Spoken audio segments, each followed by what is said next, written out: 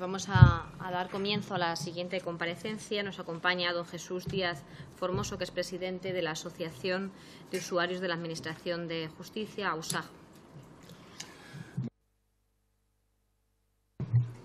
Me acaban de aclarar que efectivamente somos la única participación de los usuarios de la Administración de Justicia en esta comisión, doblemente agradecidos por permitirnos estar aquí y dar la opinión de los usuarios respecto a todo lo que está pasando.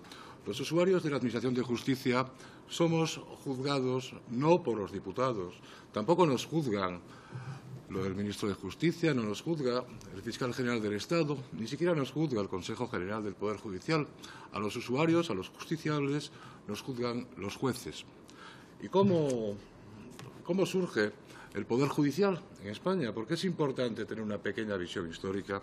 Como consecuencia de la recepción tardía de la Ilustración en el siglo XVIII en España, a finales del siglo XVIII, ya en 1870, se aprueba la Ley Orgánica del Poder Judicial, de la organización de los tribunales. Esta ley, al final del periodo, digamos, revolucionario del siglo XVIII en España, esta ley consigue arrancar por primera vez en la historia del aparato estatal una independencia del Poder Judicial. Va a diferenciar el Poder Judicial del aparato del Estado, cosa que, surge en la Revolución Francesa, ya antes en la americana, pero en España se va a recibir muy posteriormente incluso a la Constitución de Cádiz. Estamos hablando de 1870. En 1870 el Poder Judicial empieza a tener este enfrentamiento soterrado con el Ministerio de Justicia, con el Gobierno. Realmente la tentación del Gobierno en aquel momento, sobre todo un Gobierno no revolucionario en aquellos momentos anteriores a la llegada de Amadeo de Saboya, en aquel momento realmente la irrupción del Gobierno en los juzgados era lo normal. Esa garantía que supone para los justiciables el poder defender un juez, nuestro juez, independiente de los poderes del Estado, eso ha sido quizás el mayor avance de la Administración española y, desde luego, ha sido la piedra fundamental que ha permitido construir posteriormente un poder judicial autónomo e independiente. Sin embargo, perdonen, pero no puedo evitar leerles un pequeño párrafo del mismo día que se aprueba la Ley de Organización de los Tribunales, la Ley Orgánica del Poder Judicial de 1870, el ministro de Justicia de aquel entonces, don Eugenio Montero Ríos, en su discurso de apertura del año judicial, insisto, el mismo día 15 de septiembre de 1870, el mismo día que se aprueba esta ley, señala que la inamovilidad sin la responsabilidad es la tiranía del Poder Judicial. La responsabilidad sin la inamovilidad es la arbitrariedad del Poder Ejecutivo. La inamovilidad sin la responsabilidad es la absorción en el Poder Judicial de todo derecho individual y social. La responsabilidad sin la inamovilidad es la ineficacia del derecho en su aplicación a los actos de la vida. Desde hoy, los magistrados y jueces tienen la seguridad de no ser arbitraria e injustamente suspendidos en sus funciones, trasladados ni depuestos. Pero desde hoy también empiezan a responder de todos sus actos, de una manera eficaz y severa, como hasta lo presente no ha sucedido. Grandes son las garantías que se les otorgan, grandes son también los deberes que contraer y de cuyo cumplimiento se les habrá de exigir estrecha cuenta. Vemos aquí que don Eugenio delimita las dos partes, las dos circunstancias que influyen en el Poder Judicial. Por una parte, la tentación del poder político de acabar con el juez incómodo. La inamovilidad del juez supone que el poder político no va a poder tirar por la vía expeditiva para cambiar de juez. Este juez no me gusta, vamos a traer otro. Esto acaba aquí, pero como contrapartida, se establece un régimen de responsabilidad por los actos judiciales, tanto civil como criminal, como penal. Bien, si damos un salto, y estamos viendo que en este momento, finales del siglo XVIII, los jueces son algo que la sociedad ha arrancado del Gobierno, ha arrancado de esa monarquía. Lo hemos conseguido, ha sido un gran avance. Damos un salto en el vacío y caemos, en el año 1956 y 58, en plena dictadura. En los años 56 y 58 del siglo XX se aprueban dos instrumentos legales particularmente interesantes en cuanto determinan la relación del Estado con los ciudadanos, que son la Ley de 1956 de la jurisdicción contencioso administrativa y en el 58 la Ley de procedimiento administrativo. Estas dos leyes, aprobadas en plena dictadura, han estado vigentes con la Constitución durante un montón de tiempo. La Ley de procedimiento administrativo estuvo vigente hasta 1992, con su sustitución por la Ley 30 del 92 de régimen jurídico de las administraciones públicas y procedimiento administrativo común, que viene a unir lo que es el régimen jurídico, el procedimiento y lo que es realmente las garantías del ciudadano, del usuario, ante la Administración. Y esta ley posterior a la de lo contencioso por 2 años da lugar a algo increíble. Estamos en plena dictadura de Franco y en este momento, a finales de los años 50, empieza a recibir, gracias a estas dos leyes, la jurisprudencia española lo más avanzado de la protección del ciudadano frente al Estado. ¿Cuál es la jurisprudencia del Consejo de Estado francés? Esto es lo más avanzado que había en este momento en el mundo de protección del ciudadano frente al Estado, y esta jurisprudencia española la va a ir recogiendo con un retraso de 1 año y medio a 2 años. Es verdaderamente asombroso, viendo, bueno, pues cómo uno piensa en la dictadura. Algunos la vivimos muy de pequeños, pero realmente este valor de los jueces, de lo contencioso, que es precisamente, al margen de otros objetos de este procedimiento, es precisamente el procedimiento contencioso el que vela por los derechos del ciudadano frente al Estado. Pues aquí los jueces españoles, en plena dictadura, insisto, tuvieron un carácter progresista muy importante. De nuevo, damos un pequeño salto y nos situamos en el año 1992. En el año 1992, en el mes de febrero, tiene lugar una importantísima sentencia del Tribunal Constitucional que en el año 92 ya viene a anticipar lo que posteriormente sería todo el problema de los desahucios y los lanzamientos y los problemas de propiedad de juicios ejecutivos. Los juicios ejecutivos son unos juicios que son más someros, pero en principio no tendrían que estar privados de las garantías. Las garantías que establece el artículo 24.2 de la Constitución, un juicio con todas las garantías y el procedimiento al que se refiere el 24.1, sin que en ningún caso pueda producirse indefensión. Bien, este punto es en el que merece centrarse por la sentencia del Constitucional de 1992, sin que en ningún caso pueda producirse indefensión, con el que se plasma la tutela judicial efectiva en la Constitución como derecho fundamental susceptible de amparo y cuyo contenido esencial es plenamente normativo, pues va a ser sustituido por el Tribunal Constitucional en esta sentencia del Pleno, sentencia 1492 del Pleno del Tribunal Constitucional, por algo distinto a lo que dice la Constitución. Nos habla el Tribunal Constitucional que en algunos casos sí puede producirse indefensión, concretamente en los procedimientos ejecutivos.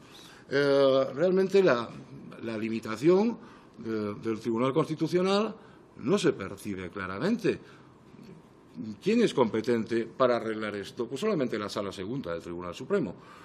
Bien, entonces tenemos un Tribunal Constitucional que, en lugar de interpretar la Constitución, procede a enmendarla. Cuando la Constitución dice con claridad, sin que en ningún caso pueda producirse indefensión, está diciendo mucho, porque no está diciendo sin que pueda producirse indefensión, ¿qué va? Está diciendo sin que en ningún caso pueda producirse indefensión. Pues bien, tenemos que ya se puede producir indefensión en algunos casos. ¿Cuáles son los procedimientos de ejecución hipotecaria? Estos procedimientos que han dado lugar al 11M. El 11M nace precisamente por el malestar que estaban produciendo, el dolor constante de ir por la calle y ver a una familia durmiendo en un cajero. Esto fue algo que nos sacó a la calle. Esto fue algo muy importante, pero el 25S, posteriormente, ya se transformó en algo distinto. Se transformó en una exigencia seria, contundente, firme de la calle, y hemos acabado Pues con un Parlamento, gracias a Dios, que se parece más a nosotros. Este Parlamento que hoy tenemos es más parecido al pueblo, se parece a nosotros, mucho más que antes. Esto es una cuestión importante y muy de agradecer. Sin embargo, hemos seguido sin dar respuesta. Y esta ausencia de respuesta determina una impugnación de un régimen que no ha dado respuesta en 40 años a los derechos fundamentales de los españoles. Porque derecho fundamental a la tutela judicial efectiva, derecho fundamental, por poner un ejemplo que se habló aquí por otros ponentes en esta misma comisión, el hecho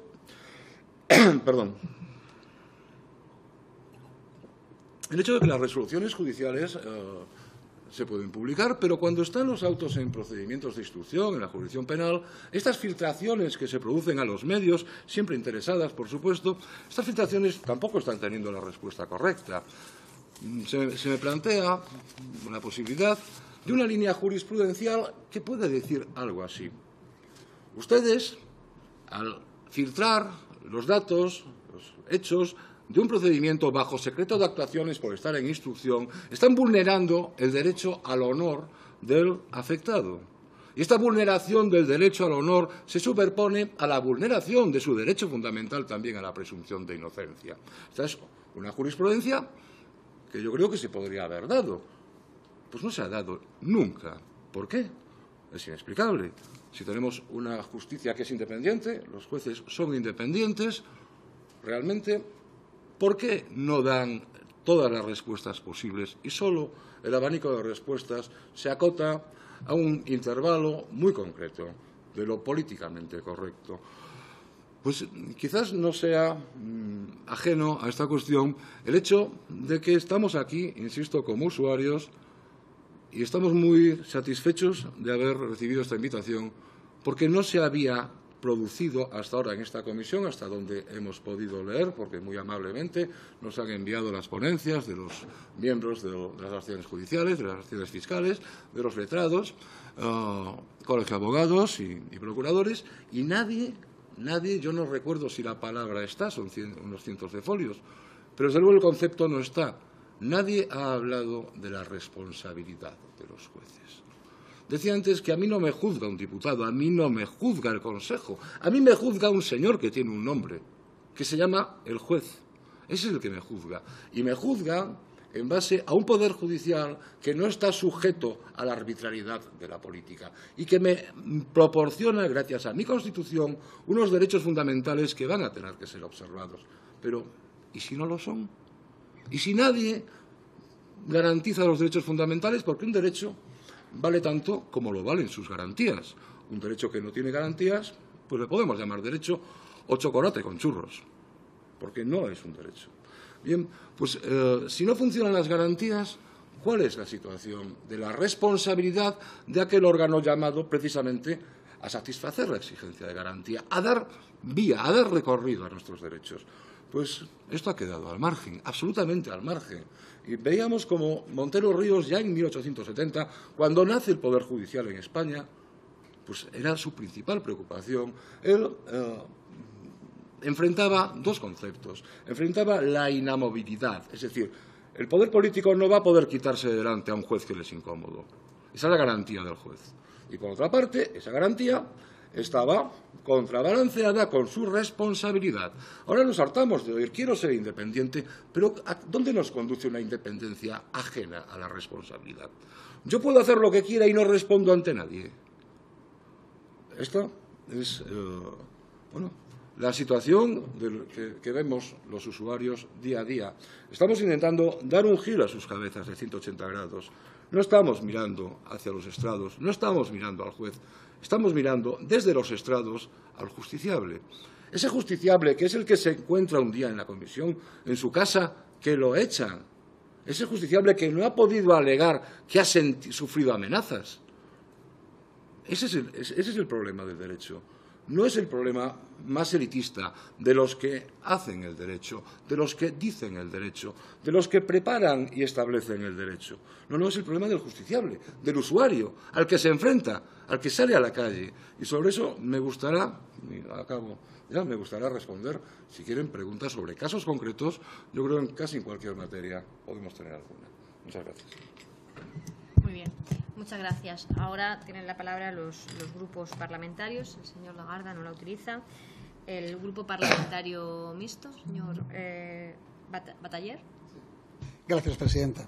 Señor Díaz, buenas tardes. Soy Enrique Bataller, diputado de Compromís, adscrito al Grupo Mixto. Nosotros propusimos su comparecencia aquí, en el día de hoy, en esta comisión, porque entendemos que para definir una estrategia de justicia, además de atender a la voz de los diversos colectivos profesionales, es importante también que se vean opiniones del otro lado, del lado de los usuarios. Usted ha apuntado algunas cosas sobre las cuales me gustaría incidir, ¿no? Usted ha hablado sobre la cuestión de la inamovilidad del juez y usted también esto lo ha enlazado con la cuestión de, en la situación actual, con un Parlamento que tenemos que, como usted ha comentado, se parece más a la composición social, a la pluralidad que hay actualmente en la calle, parece que se abra más la vía para que estos objetivos se vayan a ir consiguiendo.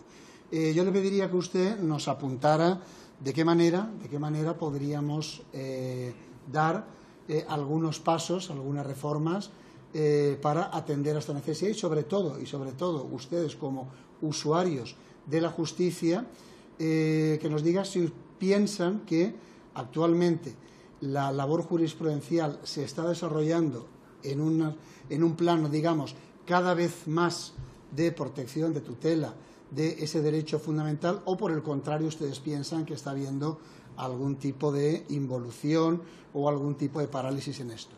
Y otra cosa que le quería preguntar es algo que usted no ha aludido, pero creo que tiene también cierta importancia. Vamos a ver, los jueces, el sistema judicial está conformado por personas y las personas, cada uno tienen sus enfoques diferentes, pero también es muy importante tener en cuenta el método de selección de los profesionales que van a atender el sistema judicial, también la Fiscalía, también los letrados de la Administración de Justicia. Esto es muy importante. Y yo le quería preguntar si desde el lado de los usuarios de la justicia ustedes entienden que los métodos de selección, de formación, de preparación, en definitiva de acceso a la jurisdicción, aseguran que los profesionales que al final llegan a ejercer realmente estén en condiciones de asumir la realidad social que tenemos, o por el contrario, ahí existe algún tipo de déficit sobre el que habría que incidir en la cuestión formativa, en el método, digamos, de reclutamiento. Y esto es todo de momento. Gracias. Gracias. Por el Grupo Parlamentario de Ciudadanos, el señor Gómez Baseda. Gracias, presidenta. Muchas gracias, señor Díaz, por su comparecencia. Tomamos buena nota de sus palabras y le agradecemos su labor, en defensa de los derechos fundamentales de las personas físicas. No le voy a formular ninguna pregunta porque quien le habla, este portavoz, es procurador en ejercicio, con más de 20 años representando a los justiciables, a los usuarios de la Administración de Justicia, por lo cual comprenderá que tengo conocimiento de primera mano de su visión y de todas sus necesidades e inquietudes. Muchas gracias, nada más. Muy bien. Por el Grupo Parlamentario Confederal Unidos Podemos en Común, Podem en Marea, señor Santos. Sí, buenas tardes. En primer lugar, como es obligado, pues darle las gracias y agradecer su visión, porque lógicamente si la justicia no es para el ciudadano, pues no es, ¿no? Por lo tanto, esa visión de servicio público tiene que guiarnos. Esa visión de servicio público tiene que guiarnos y es interesante.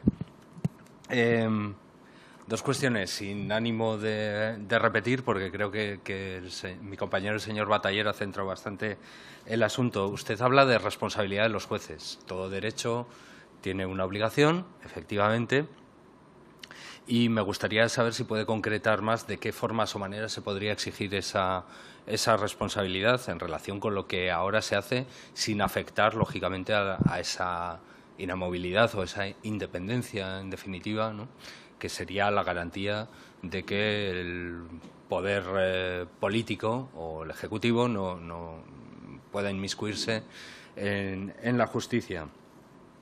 Eso por un lado. Y por otro lado, yo creo que el otro eje de su discurso ha sido claramente la protección de derechos fundamentales, ¿no?, del que muchas veces llamamos justiciable y al final es persona, ¿no? Entonces, claramente, si la pregunta es muy sencilla, si funcionan correctamente las garantías de protección de derechos fundamentales y qué es lo que falla y cuál sería la propuesta concreta, o si nos puede ilustrar a través de algún caso, de alguna situación concreta, cuál sería su tesis, ¿no?, en este sentido. Y sin más, para dejarle hablar, gracias. Gracias. Por el Grupo Socialista, señor Campo. Sí, muchas gracias al compareciente por habernos dado una óptica desde la ciudadanía que efectivamente, como hemos venido oyendo los distintos portavoces, es sin duda el referente de la justicia. No habría sistema de justicia, jueces, si no hay ciudadanos. Hay un tema que, sin embargo, no he terminado de captar o quizás no ha puesto el acento suficiente en él. No me preocupa mucho el tema de la responsabilidad, la preparación. Creo que podemos sentirnos orgullosos del sistema judicial en su conjunto, sin perjuicio de que todos somos conscientes de que tiene una lacra y es el de la lentitud. Pero sí hay un tema, sin embargo, que me preocupa. Y he manejado por mi profesión muchísimas estadísticas, barómetros de opinión, cuando se le pregunta a la ciudadanía, usuario, se distingue siempre entre el usuario de la justicia y el no usuario. Cuando se le pregunta al usuario de la justicia, todas las estadísticas, todos los barómetros de opinión determinan que les gusta más, tienen mejor opinión de la justicia el ciudadano que ha sido sometido al sistema de justicia que el que no. Con lo cual eso, ya digo, no termino de casarlo con una parte de su intervención. Y después me gustaría saber su opinión sobre algo que ha ocupado también mucho tiempo al Grupo Socialista, que es el derecho a comprender. El derecho a comprender, ese derecho que tiene el ciudadano a entender los actos judiciales, los términos semánticos y las formas de comunicarse en la justicia y, en suma, lo que todos tenemos. Se ha trabajado mucho el aspecto de la motivación de la sentencia, o sea, lo que es el 120 de la Constitución, el 122, pero, sin embargo, no nos hemos preocupado mucho de que el ciudadano entienda realmente el acto. Todos tenemos un vecino que ha venido preguntándonos alarmado porque ha recibido una citación y no sabe a qué. Y realmente cuando lo lee uno, por mucha cualificación que pueda tener, tampoco lo sabe. Y tiene que terminar llamando al juzgado y decir, oye, dime para qué lo llamáis, que es un vecino, y el hombre se ha asustado, porque vienen las combinaciones legales. Creí que iba a ir por ahí su intervención, cambio de lenguaje jurídico, sea en sentencia, sea en la oralidad, sea en los conocimientos que tiene la ciudadanía, es decir, a través de los medios de comunicación, las propias normas. Se trabajó mucho sobre ese particular en el último gobierno socialista y, desgraciadamente, no se ha potenciado esa idea, pero creo que ese es el verdadero fortalecimiento del ciudadano en su relación con la Administración de Justicia. Esta mañana hemos aprobado una modificación la puesta en marcha de una modificación de la ley del jurado, precisamente para la intervención del ciudadano, en este caso con personas con discapacidad. Es decir, que eso es una preocupación constante. Pero creo que esa es la línea y me gustaría saber su opinión sobre ese particular, porque creo que esa es la falta de conexión entre el mundo, el sistema judicial y el ciudadano, es que muchas veces no se entiende, no se comprende lo que la justicia hace a ojos del ciudadano. Muchas gracias. Gracias. Por el Grupo Popular, ¿quién va a intervenir? Muchas gracias, señora presidente. Yo también quiero darle la bienvenida en nombre de mi grupo y agradecerle su aportación a esta comisión. Me ha parecido interesante esa exégesis histórica con lo que ha empezado. No es muy habitual que en esta comisión se empiece por exégesis históricas como la que usted aquí nos ha traído para ilustrarnos. Tengo que decirle que no puedo estar más en desacuerdo con usted. Los que hemos dedicado algún tiempo de nuestra vida a hacer una tesis sobre historia de la Edad Moderna en España, creemos que podía haberse ido mucho más allá, o que si se queda tan acá como la contemporaneidad, la contemporaneidad que nos tiene aquí todos sentados es la contemporaneidad del 78 y no la decimonónica, pero en todo caso me parece muy interesante que se empiece con algunas puntualizaciones históricas. Mire, yo no me resisto a decirle que no sé si esta Cámara se parece más a la sociedad de lo que se parecían cámaras pasadas. Tampoco sé si usted y yo nos parecemos mucho y seguro que no nos preocupará, ni usted ni a mí. A mí me congratula que yo me parezca a 8 millones de españoles que nos han votado y que son con los que nos parecemos algunos miembros de este Congreso. Y cada uno con los que le ha votado. Y así tendremos una Cámara muy diversa y muy plural, que es lo que todos decidimos. Pero las composiciones de esta Cámara se asemejan en cada momento histórico a la sociedad que nos pone a todos nosotros aquí. No estamos aquí porque hayamos caído, estamos aquí porque nos han votado muchos compatriotas nuestros a cada uno en su circunscripción. Esta Cámara se parece mucho a la sociedad española actual, estoy seguro que sí. Como la del año 2011 se parecía a la sociedad española del año 2011 y la del 82 a la sociedad española del año 82.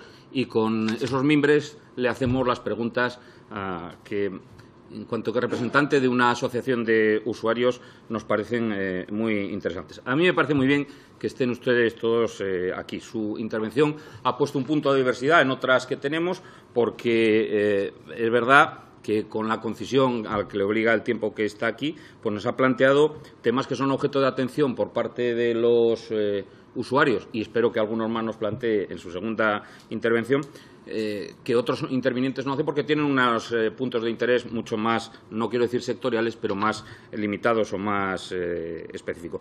Yo le voy a decir que retenga usted que nos quedamos con algunas de las cosas que usted aquí nos ha dicho, con independencia de que a priori podamos tener desacuerdos con sus posiciones, con sus intervenciones, y me gustaría que la segunda intervención se basara más en algunas propuestas. Yo le voy a dejar aquí alguna preguntita muy concreta para que, ciñéndonos a la especificidad de la pregunta, más que a la generalidad, todos los intereses que tienen los usuarios de justicia, que son muchos, muy distintos, muy plurales, con problemas muy diferentes, pues nos puede usted. Mire, gran parte de su intervención, como de la actividad de su asociación, se ha basado en la independencia y en la imparcialidad de los jueces. Y yo quería dejarle aquí alguna pregunta para saber cuál es su opinión. ¿Cómo valora la posible eliminación de la posibilidad de que en los parlamentos autonómicos no nombren magistrados para los tribunales superiores de justicia? Nosotros, pues igual nos parece que eso garantiza una mayor igualdad en todo el territorio nacional. ¿Qué le parece a usted que los vocales del Consejo sean nombrados directamente por los jueces o no? ¿Le parece a usted que eso eliminaría una cierta percepción de la idea de politización de la justicia que pueden tener los usuarios? No los medios de comunicación, no los que nos sentamos en esta Cámara, no los que debatimos aquí habitualmente de esto, sino la percepción que puedan tener los usuarios de justicia, y que, como muchos de nosotros aquí efectivamente tenemos alguna labor en la justicia, pues estamos muy mediatizados por la posición que cada uno tiene. Mire, ¿cree usted que se puede incrementar la transparencia, la objetividad en el trabajo del Consejo General del Poder Judicial? ¿Considera idóneo el sistema de oposiciones? Porque este es un tema sobre el que ustedes, por lo menos en su página web, han tenido una, en fin, cierta incidencia, ¿no? ¿Cree que es necesario mayor especialización? Bueno, pues todas estas cuestiones afectan a los usuarios, como afectan a los usuarios algunas que quisiera, para terminar, pedirle su opinión. ¿Cómo valora el trabajo que tienen que hacer los intérpretes judiciales? ¿Qué le parece la existencia de un registro oficial para peritos, para traductores, para intérpretes?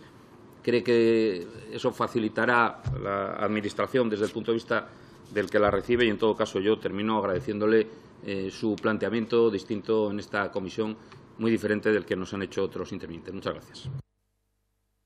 Gracias para responder a los grupos parlamentarios. Tiene de nuevo la palabra el compareciente, señor Díaz. Si no les parece mal, voy a empezar por el final. En cuanto a la eliminación de los nombramientos para las salas primera de los Tribunales Superiores de Justicia por parte de los parlamentos autonómicos, pues está tardando su eliminación. Efectivamente, uno no puede elegir su juez, porque la sala primera de los Tribunales Superiores de Justicia juzga a los aforados que precisamente han colocado allí a uno de estos jueces. Efectivamente, está tardando en desaparecer. En cuanto a la elección de los vocales directamente por los jueces en cuanto a la transparencia en el trabajo diario del Consejo General del Poder Judicial y en cuanto al problema de los intérpretes judiciales y del registro de peritos. Todo esto lo voy a contestar desde el prisma del usuario. Bien, tenemos ya una estructura para acusar, para ejercitar la acción pública. Tenemos esta estructura, tenemos laboratorios de criminalística, tenemos Ministerio Fiscal, tenemos un montón de tecnologías al servicio de la justicia, no solo las que están implantándose con desigual fortuna. Sin embargo, del lado de los usuarios no tenemos nada. Del lado de los usuarios, cuando el usuario no tiene medios para pagarse una asistencia jurídica, una defensa letrada, tiene que acudir al turno de justicia gratuita, al turno de oficio. Y el turno de oficio, pues, ni tiene laboratorio, ni tiene fiscal. Muchas veces no tiene ni abogados preparados, porque a veces estamos viendo, desde luego, que hay grandísimas excepciones. No voy a dejar de referirme al caso del señor Aziz, que precisamente un abogado del turno de oficio puso sobre la mesa del magistrado del Mercantil 3 de Barcelona un asunto que el magistrado elevó a su vez, formulando la cuestión que nos ha permitido respirar un poco ante la crisis inmobiliaria. Decía que los usuarios no tenemos nada de esto. O tienes dinero para pagártelo o no lo tienes. Y cuando tienes dinero para pagártelo, tienes que pelearte contra el que tiene recursos ilimitados. Entonces, habría que diferenciar desde nuestro punto de vista, habría que trabajar, habría que formar, organizar y, por supuesto, dotar un turno de oficio, una justicia gratuita que no sea sencillamente que parezca que este chico tuvo abogado o que esta señora estuvo defendida. ¿Por qué? Porque hay alguien que ha firmado aquí. Pero, ¿qué preguntó? Nada. ¿Qué aportó? Nada. ¿En qué consistió su informe? En nada. ¿Ha habido defensa? No en absoluto. Pero ha cubrido el trámite, ha cubrido el formalismo. Ya nos vale el siguiente. Bueno, esto está muy relacionado también. Espero estar respondiendo más o menos a la pregunta desde la óptica del usuario. Esto está también muy relacionado con los dineros de la justicia, es evidente. Entonces tenemos un sistema implantado en el año 2003, implantado en virtud de la Ley 15 del 2003, pero sobre todo desarrollado en el reglamento ya del Pleno del Consejo del Poder Judicial, también 2003, sobre las retribuciones para la carrera fiscal y judicial. Estas retribuciones, este someter a un índice de productividad por volumen una actividad intelectual, nos parece mucho más pernicioso que la ausencia de medios en la defensa. Porque al final, decía antes, que quien los juzga es el juez, no es el fiscal, no es el perito que ilustra, es el juez. Y si el juez realmente tiene la intención, la voluntad, porque la obligación ya la tiene, de proteger los derechos fundamentales del justiciable, que también quisiera... aprovecho para contestar también al representante del Partido Socialista. Realmente estos derechos de los justiciables no están servidos adecuadamente. Podrá haber esta voluntad, pero realmente la ausencia de efectividad de los derechos fundamentales carece de cauce. No tiene cauce. Yo puedo ir al Tribunal Constitucional después de pasar un calvario judicial donde nadie se ha fijado en mis alegaciones y el Tribunal Constitucional, muy orgulloso de sí mismo, me dirá: he conseguido admitir a trámite solo el 1% de vuestros recursos de amparo. No tenemos realmente una efectividad de nuestros derechos fundamentales y, lo que es peor, no tenemos cauce para hacerla valer cuando la perdemos. Podemos llegar, después de 1000 obstáculos procesales, conseguir llegar al Tribunal Europeo de Derechos Humanos y allí a veces pasa algo, pero ¿cómo va a pasar más cosas en el Tribunal Europeo de Derechos Humanos? No estamos hablando de un tribunal que sea una instancia española, estamos hablando de un montón de países que tienen que compartir un mismo tribunal y el Tribunal Europeo de Derechos Humanos no está para suplir la inactividad del Tribunal Constitucional. Cuando el Tribunal Constitucional se sitúa en la posición de constituyente permanente, ¿qué es lo que está haciendo cuando dice interpretar? Cuando el Tribunal Constitucional, en esta sentencia a la que me refería antes, viene a decirnos que en algunos casos sí puede producirse indefensión. ¿Quién le exige la responsabilidad? ¿Dónde está esta exigencia? No está. ¿Quieren saber ustedes cómo funciona la exigencia de responsabilidad a un juez por parte del usuario? Todo cambia cuando la responsabilidad al juez se la exige otro juez, un partido político. Todo cambia. Nosotros hablamos del usuario, el señor pequeñito que va por el despacho, por el juzgado andando, sin fijarse en nadie. Es un calvario. No hay forma de hacerlo. Cuando tú vas por vía disciplinaria, lo primero que suele pasar es que es increíble, pero no llega al Consejo. La denuncia, a veces en los decanatos, se le quitan páginas. Estos son casos reales.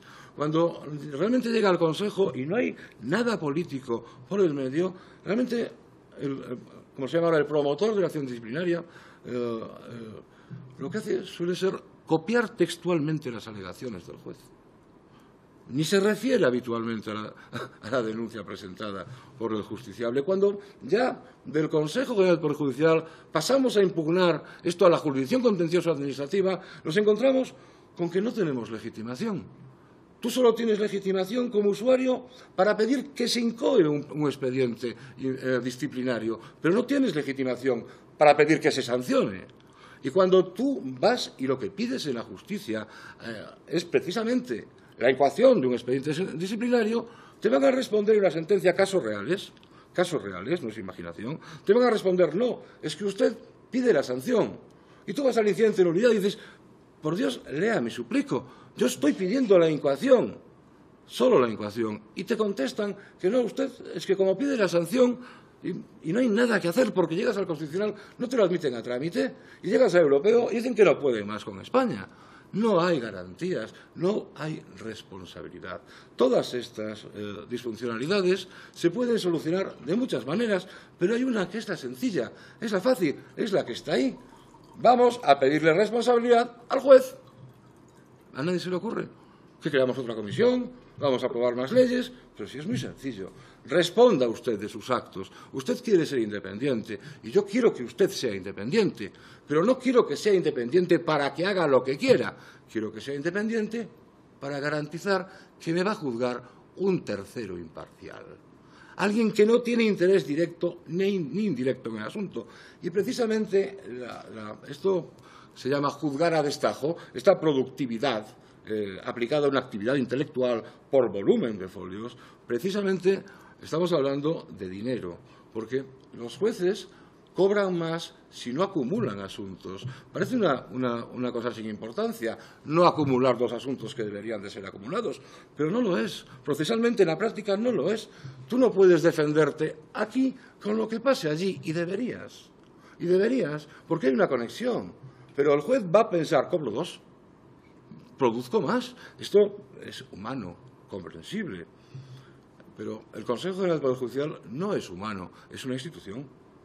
Ya deja de ser tan comprensible. Con lo cual, creemos sinceramente que el cobrar por productividad es un mal, además de una mala inversión. Desde luego hay que controlar a los jueces, pero ¿cómo controlar a un juez para que siga siendo independiente? Porque uno no quiere que su juez le juzgue con una espada de Damocles. Es que como te equivoques, eso no es ser libre, eso no es un juez independiente, eso es un juez amenazado.